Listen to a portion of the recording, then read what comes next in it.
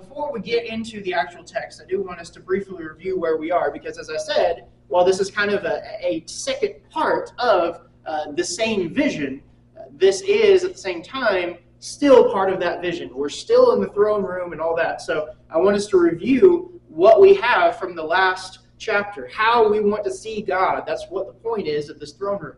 So how should we see God? Remember, he goes up into the throne room. He sees this one on the throne. What is that communicating and everything around that? What is that communicating? First of all, that God alone has true power and authority and is bound by covenant. We have these demonstrations of his power. He's sitting on the throne, which demonstrates his authority, but it's also surrounded by the rainbow, you remember, demonstrating his covenant. That's the God who is portrayed in this vision. He sees all. He knows all. He is involved in all that occurs on the earth.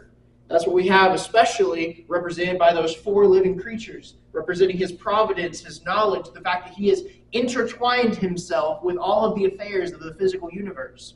He deserves all glory and worship simply because of his nature. Remember, what are the four living creatures and the 24 elders calling out around the throne? Holy, holy, holy.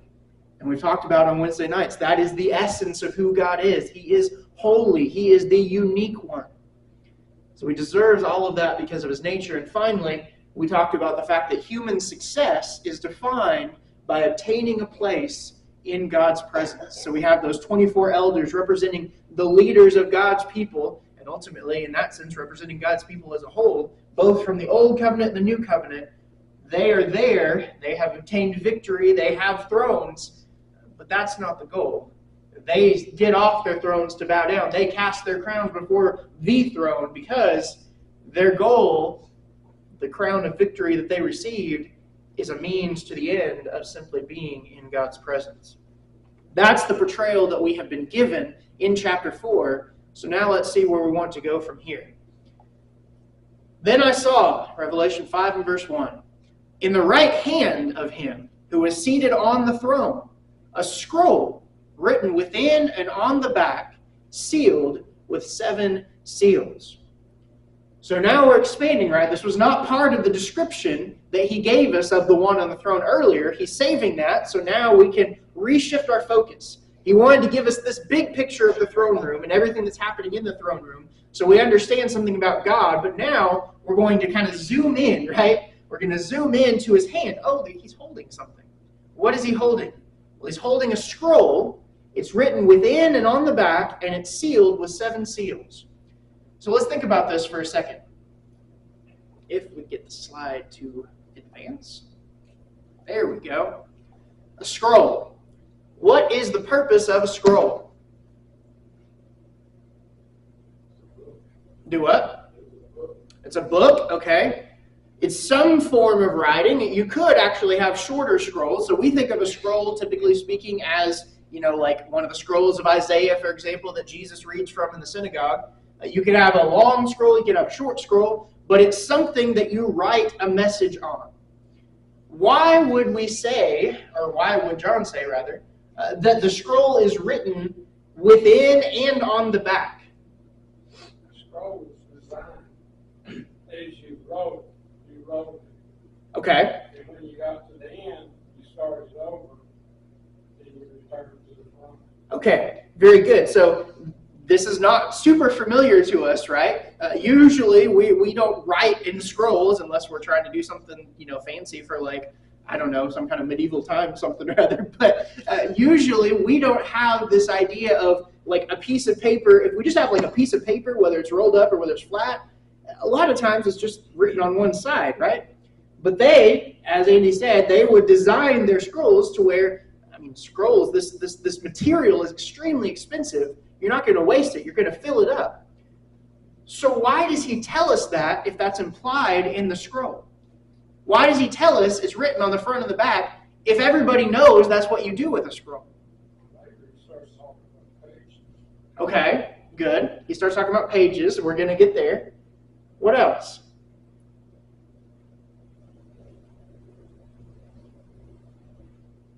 Let's go the other side, right?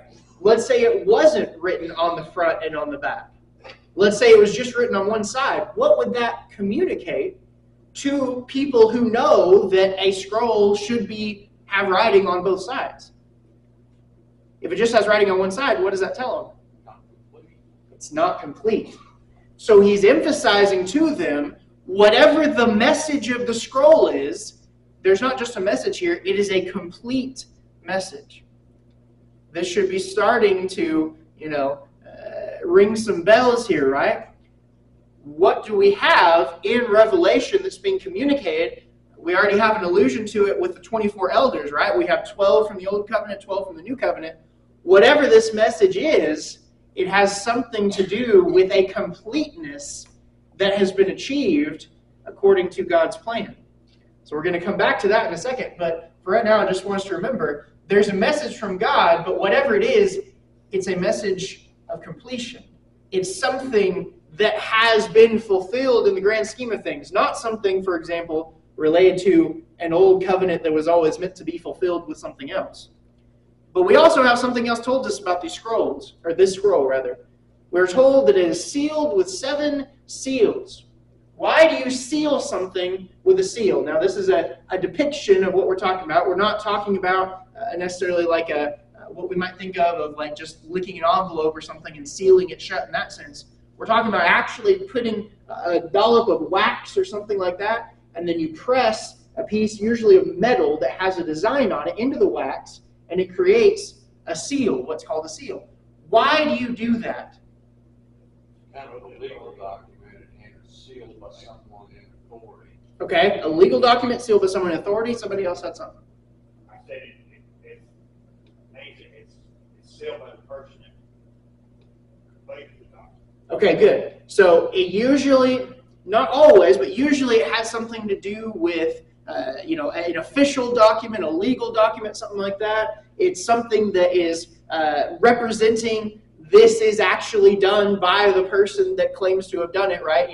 I think about, okay, this is old movie, but there's an old black and white Errol Flynn Prince and the Pauper movie. I don't know if any of y'all have seen that one, but kind of a niche movie. But if you remember in that movie, one of the plot points is kind of funny. They can't find the royal seal because the pauper has taken the seal, this big hunk of metal, and he's using it to crack nuts with because he doesn't know what it is, right? But the importance of that seal is highlighted throughout. Without the seal, they can't make any royal decrees because it's a symbol of authority. It's a symbol of finality. It's a symbol of, without this, we can't... Essentially, without this, we can't have a completed document, right? So we have these seals on this scroll. The message is complete. It is ready to be revealed, but it's sealed shut. Now, if you have an official document like this, the seal communicates who it's from, it communicates authority, it communicates legitimacy, but there's also something on the other end, right? Who gets to break the seal? Who gets to open the document? Or maybe we should ask, what happens if someone who is not the person that the document is supposed to go to, what happens if they open the seal? They're in trouble. They're in trouble. Why? Because they're not the recipient. Once it gets to the person it was supposed to go to, what are they going to see? The broken seal. They're going to see a broken seal, which means the document has been tampered with in some way. So only the person who is supposed to get the document is the one who has the authority to break the seal. In any other scenario, something has gone wrong. That's going to come into play here. So we have this document. We have this message on the scroll. It's sealed up, which tells us it is given by authority, it is legitimate, but it also tells us it is designed for someone to receive and break open, but not just anyone. It has to be someone specific. So what do we see? I saw a mighty angel proclaiming with a loud voice, "Who is worthy to open the scroll and to break its seals?" So we have this communicated then for us. Someone has to open this because we want to know the message. But it can't be just anyone. It has to be the person who is worthy to open the scroll.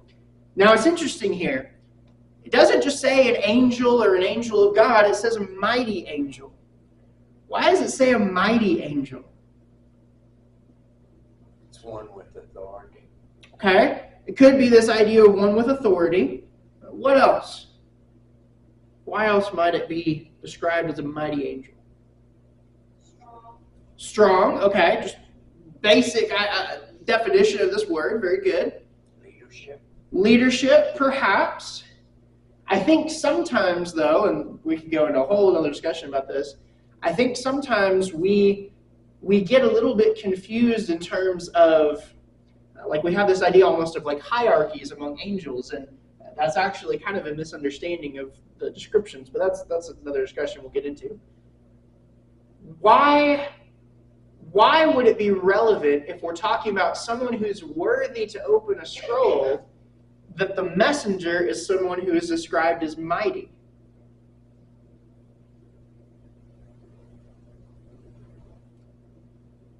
If someone's worthy to do something related to a message of God, remember, what does angel mean? It means messenger. If anyone, any being would be worthy to do something related to a message of God, wouldn't it be a mighty angel? I mean, from our perspective as human beings, certainly an angel would be more worthy than any of us. But he's going to proclaim who is worthy to open the scroll and break its seals.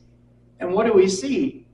And no one in heaven or on earth or under the earth was able to open the scroll or to look into it. In heaven, we're talking about spiritual beings. On earth, we're talking about physical beings, really beings who are alive. And then under the earth, that's a allusion essentially to how they would think of the realm of the dead, right? So no one in heaven, spiritual beings, on earth, living human beings, or anyone who is dead, no being, alive or dead, is able to open the scroll or look into it. Why? Because of what the angel just said. It has to be someone who's worthy. So mighty angels are not worthy to open the scroll. The best of the best human beings alive at that time, remember, John's writing this, right? John would seem to be a candidate for this. He's not worthy. Not even anyone who's dead. Now we're talking about all the other apostles who have died. We're talking about Moses. We're talking about Elijah. We're talking about anyone that you can think of, alive or dead, human or immortal. No one is found worthy to open the scroll. This is some message, right? This is a very high standard that's being given, and no one makes the cut. And that's why John is upset. I began to weep loudly, he says, because no one was found worthy to open the scroll or to look into it. Now, I want us not to miss the emotion of this moment. Why is he so upset?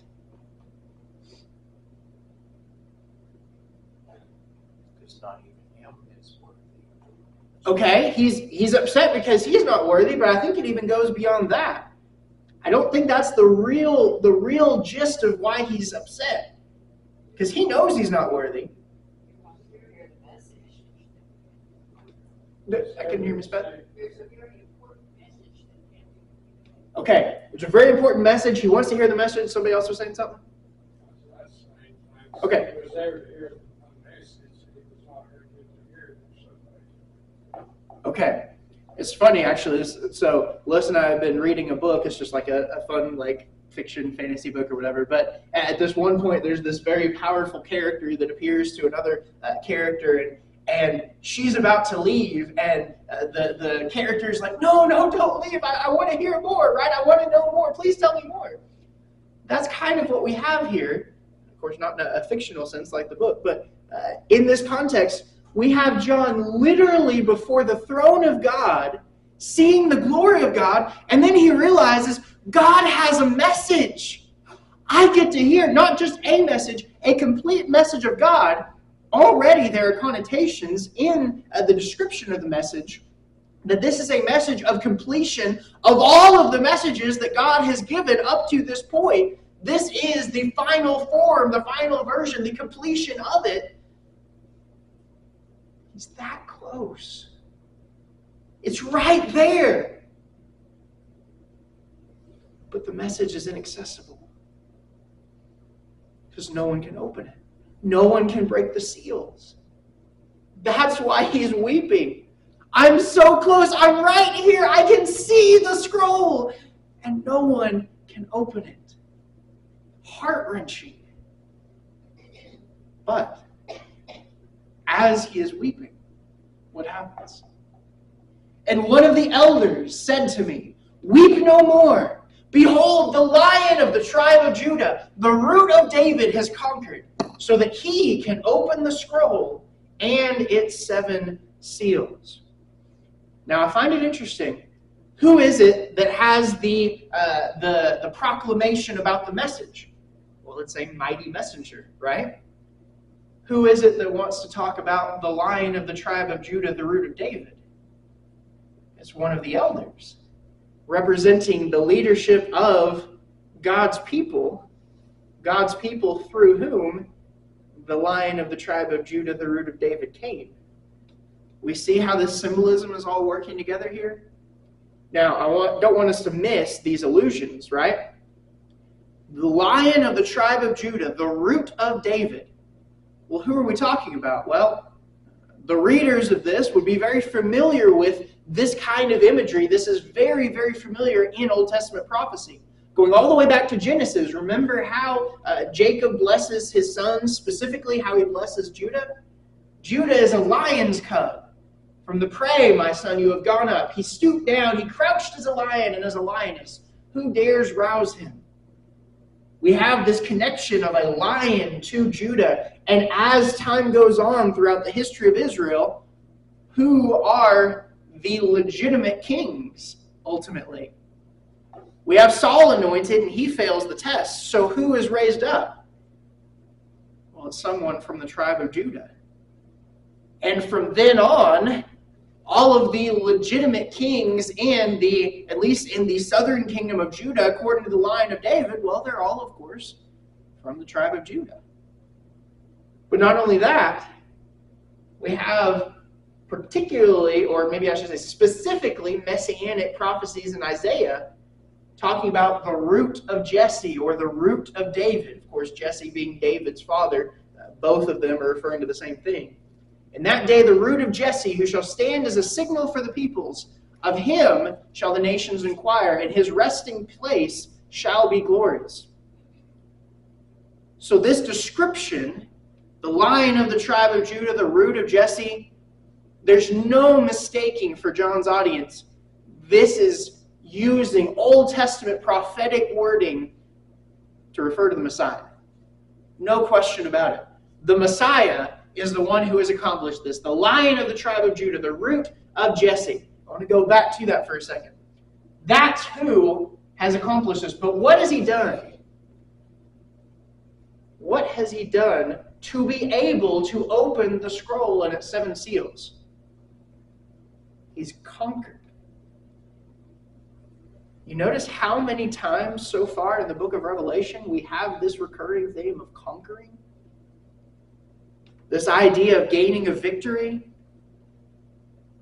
And I don't want us to miss the fact that this idea of conquering and victory is one of the most Roman concepts that you can get in a book that's pointing out that Rome is not actually the true power and the emperor is not actually the true conqueror. Do we see what he's doing here? He's using that kind of language to show who the real conqueror is and how you actually gain victory. It's not through legions. It's not through conquests. How did the Lion, the tribe of Judah, how did the root of David conquer? Well, we're going to see that in a second. But he is worthy to open the scroll specifically because he has conquered. So at this point, I know we've read this before, and I know that we know what's coming. In fact, we kind of spoiled it at the very beginning, right? But based on the description, An elder says, the Lion of the tribe of Judah.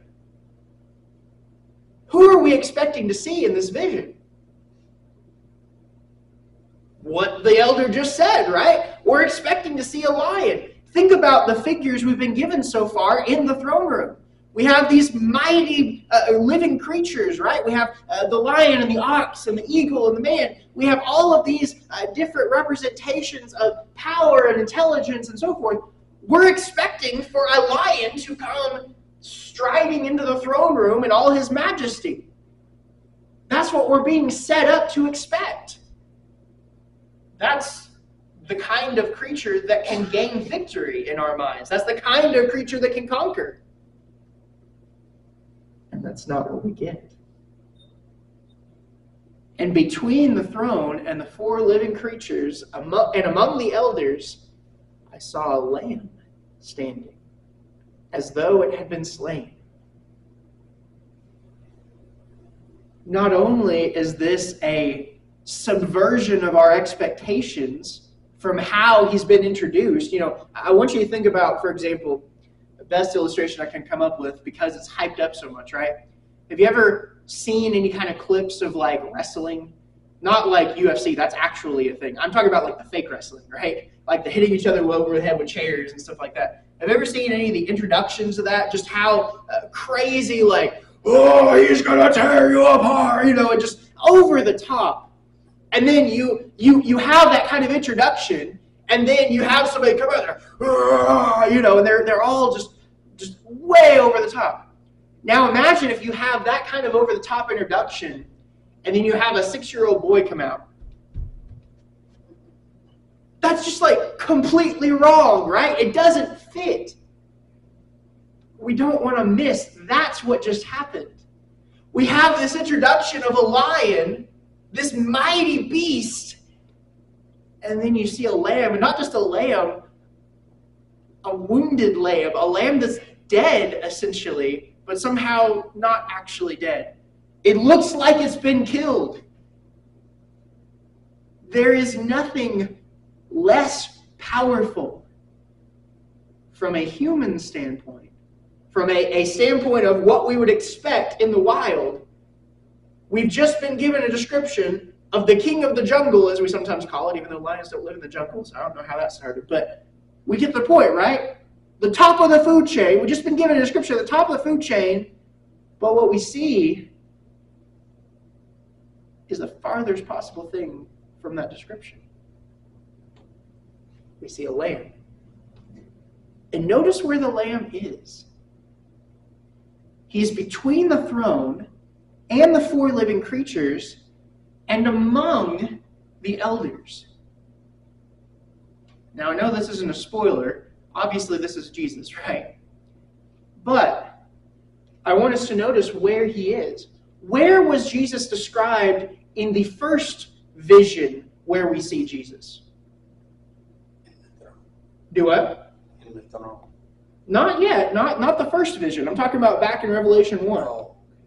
You're right that we're going to get there. But in Revelation 1, do what? Churches about showing fellowship. Good. He's described as being among the lampstands, which represents his fellowship with his people. Now he is shown as being among the elders. And since we know what the elders symbolize, we have essentially the same type of figure, right? The lamb being among his people. He's standing as though it has been slain. So, now we come back to our question. We're told the Lion of Judah conquered. That's victory language. That's battle language. That's language of conquest. But what we see is not at all what we expect. In fact, it's kind of funny. If a Jew, in particular, is reading the book of Revelation and gets to this point, I'm not saying this is a jab at the Jews who rejected Jesus per se, but it does at least kind of highlight something. How did the Jews expect the Messiah to conquer? Just like this, right? Just like the description. As a lion, They expected him to be like the heroes of old, like Joshua, like Judas Maccabeus, right? He's going to take to the warpath. He's going to gather up an army. He's going to drive out the invaders. That's what they expected.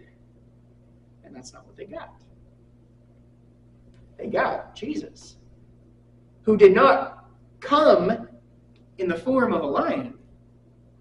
He came as a lamb. Specifically, a lamb that had been slain. So how did Jesus conquer? He didn't conquer by conquest. He didn't conquer by war. He didn't conquer by violence. He conquered by self-sacrifice. And we've just had, in the letters that Jesus dictates to the churches, what has he been telling them? He tells them, the one who conquers will be given the crown of life. The one who conquers will be given the white stone. The one who conquers will be dressed in white.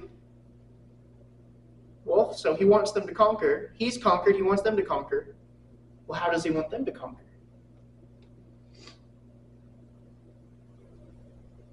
Especially think about in Smyrna and Philadelphia, the two that he does not criticize. What have they been experiencing? Persecution. They've been experiencing persecution. Because of their faithfulness, they have been sacrificing themselves on the altar of suffering. Well, why would they do that? Why is that the path to conquering? Because that's what the Lamb did. That's what it takes. Not from a physical standpoint. We're looking from the throne room of God. From God's viewpoint, what does it take to conquer? It takes sacrifice. It takes suffering. It takes faithfulness, even in sacrifice and suffering, to the point of being offered up like a lamb to the slaughter, like a sheep before its shearers is silent. Does that ring a bell? All of this symbolism is pulling from what has always been prophesied of the Messiah. And now we see in this vision of the throne room of God, the conqueror is not the mighty angel.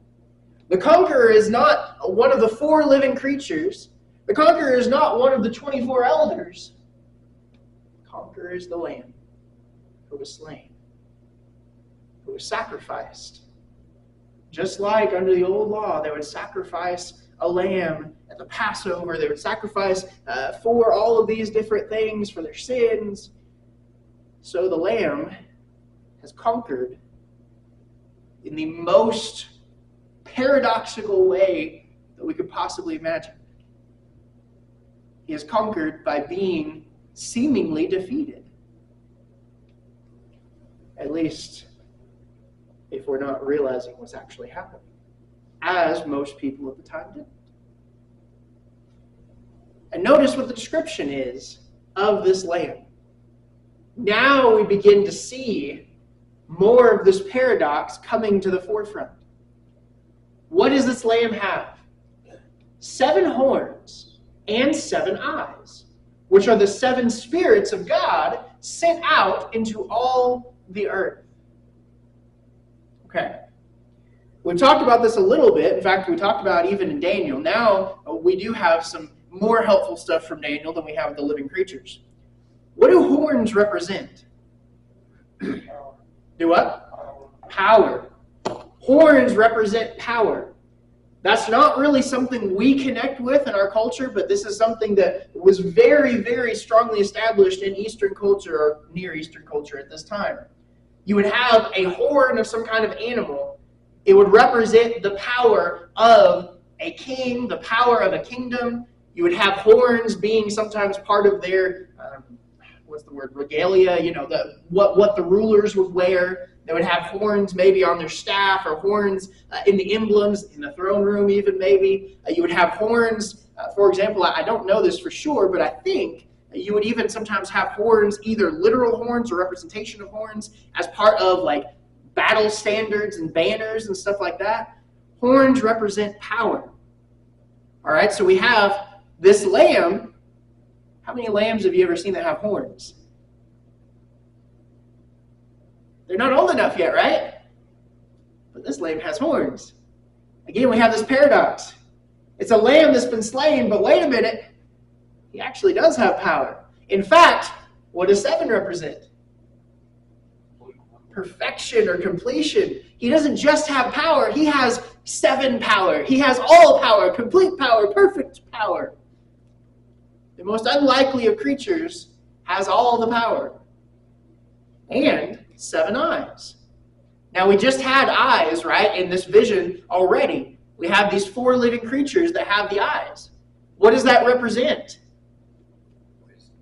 It represents wisdom. It represents knowledge. These 4 living creatures have all of this knowledge that they're essentially reporting to the one on the throne, more or less. Again, we talked about that metaphor in more detail last time. So what do we have with the Lamb? Not only does he have complete power, again, 7 eyes. How many lambs have you seen with 7 eyes? Obviously, this is figurative. Again, we shouldn't have to keep emphasizing that, but for the sake of how many misunderstandings there are. 7 horns, perfect power. 7 eyes, perfect. Not just full of eyes, as the living creatures are described. 7 eyes, perfect knowledge, perfect wisdom, perfect understanding, can see all that is going on. But notice, which are the 7 spirits of God sent out into all the earth. What are we being told here? We're being told that the Lamb and the Spirit, because remember, 7 spirits of God consistently throughout the book so far, this is a reference to the Holy Spirit, a person of the Godhead. The Lamb and the Holy Spirit are working together in their efforts.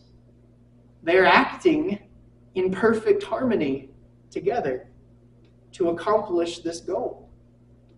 The 7 spirits of God are what? They're sent out into all the earth. Now it's interesting.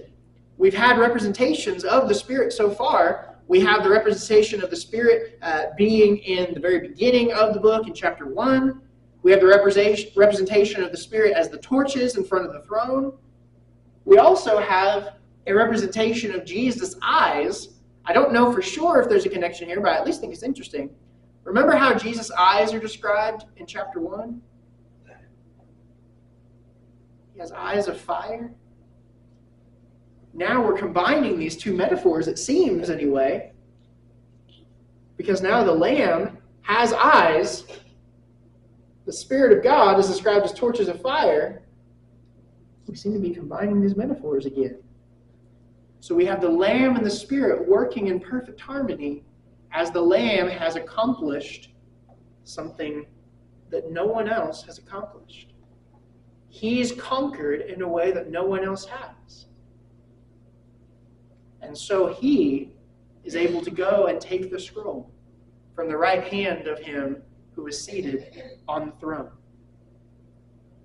The Lamb has conquered in a way that no one else has conquered. How? Well, he's been sacrificed, but we have 24 elders. How many of them were sacrificed? Well, at least the apostles certainly were sacrificed, right? They were faithful, they were sacrificed. So why aren't they worthy? Why do you sacrifice a lamb in the Old Covenant? A lamb that's 1 year old, that's without blemish. It's pure. No one else has sacrificed and been pure except the Lamb.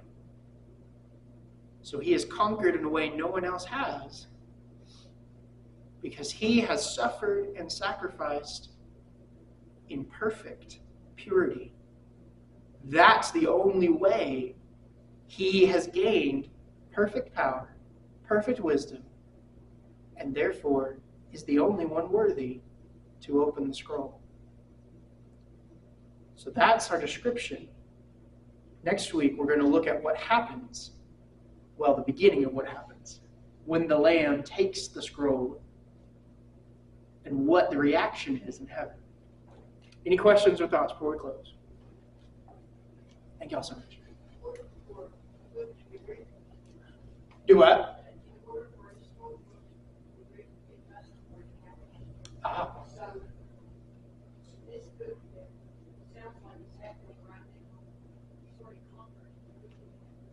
Ah, very good. We're going to expand on that next week for sure. Very good point. Thank y'all.